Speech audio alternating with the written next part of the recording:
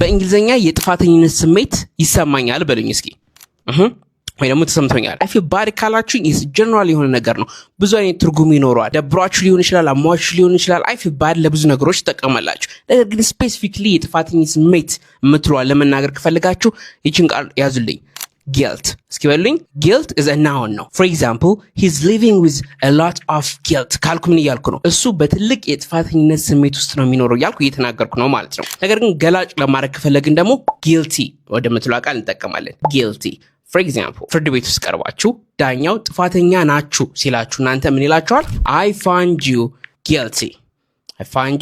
guilty ይላችኋል ማለት ነው። ጥፋተኛ ሆነ አግኝቻለሁ፣ የጥፋተኛ ሆነሽ አግኝቻለሁ እያል እየተናገርን ነው ማለት ነው። Listen very carefully to the evidence. I find you guilty. በሰራችሁት ነገር ወይ ደግሞ የሆነ ነገር ባደረጋችሁት ነገር ጥፋተኝነት ስሜት እንደተሰማችሁ ለመናገር ስትፈልጉ I feel guilty for ትሉና verb ing ታስቀምጣላችሁ ያደረጋችሁትን ነገር። for example ስላልደወልኩልኝ ጥፋተኝነት ስሜት ይሰማኛል ለማለት ከፈለጋችሁ I feel guilty for not calling you ወይም ደግሞ ስላልተረዳው የጥፋተኝነት ስሜት ይሰማኛል ለማለት ከፈለጋችሁ I feel guilty for not understanding you የሆነ ሰው መርዳት እንዳለባችሁ ካወቃችሁ ግን አልረዳችሁትም።